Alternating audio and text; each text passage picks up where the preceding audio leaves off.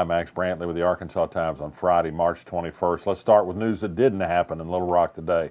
Vice President Mike Pence was supposed to be in town today for sort of a pep rally to help round up support for the Healthcare Act in Congress. Well, he didn't make the trip after all. He canceled his travels to the Midwest because they're having trouble passing that health care bill in the House, despite Trump's meeting with members of Congress is trying to get them together. There's a big split in the Republican Party over it. We're taping this before a vote. They may not come to a vote. It appears that Paul Ryan believes he doesn't have enough votes to pass this bill. In some ways, it was a futile exercise to begin with. The bill in its current form could not pass the Senate. That much is clear. But the start of the Trump time and a promise to repeal and replace Obamacare hadn't gone quickly. I think he's going to turn to tax reform next. I hope he does as well on that as he's done on health care. Guns are still big news in Arkansas. Late yesterday, the NRA made it clear that it would not stand for any changes in the new bill to expand where you can take concealed weapons in Arkansas.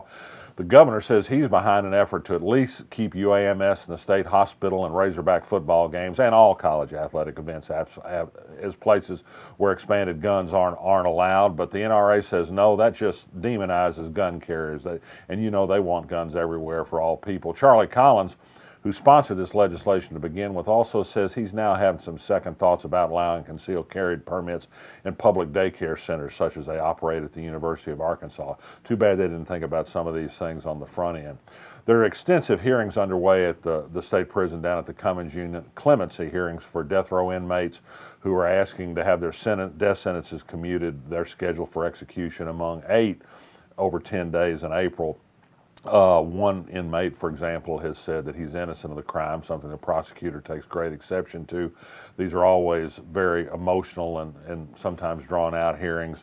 In the end, there's rarely a clemency recommendation that comes from the parole board, but those hearings are underway right now. Good news, unemployment rate in Arkansas in February dropped to 3.7%, yet another historic low. Lots of people are working, not necessarily at high income, but they do have jobs. We thought to check today to see if Amazon, the big internet sales retailer, had followed through on beginning to collect taxes in Arkansas on March 1st, as it said it had. Somebody reported they hadn't paid taxes on their transaction. They are indeed collecting the tax, it would appear.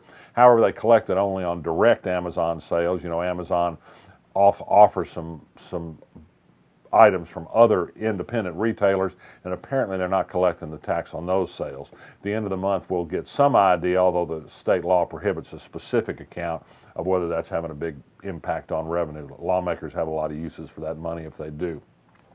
The Arkansas Blog learned today that the school voucher program in Arkansas is advancing even more than we knew. While they've been trying to say that a little small voucher program for special needs kids was capped at 100 students, it's not capped at that. And there was a quiet little amendment added by Bart Hester to the Education Department appropriation bill next year that increased by 62% the money that will be spent on school vouchers from $800,000 to $1.3 million. That'll cover 200 kids. That's a pretty good sized nose in the tent for the camel of vouchers in school in Arkansas. Funny piece on Jimmy Kimmel's show last night.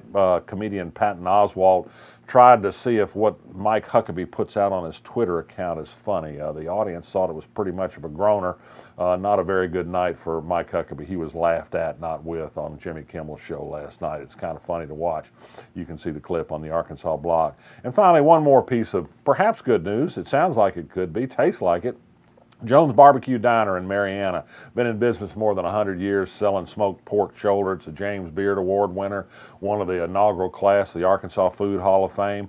Well, James Jones, who has been running that place for 50 some odd years now, says he's taught a young Marianna man, Kevin Arnold, how to cook that pork shoulder and has also shared the secret barbecue sauce and slaw recipes.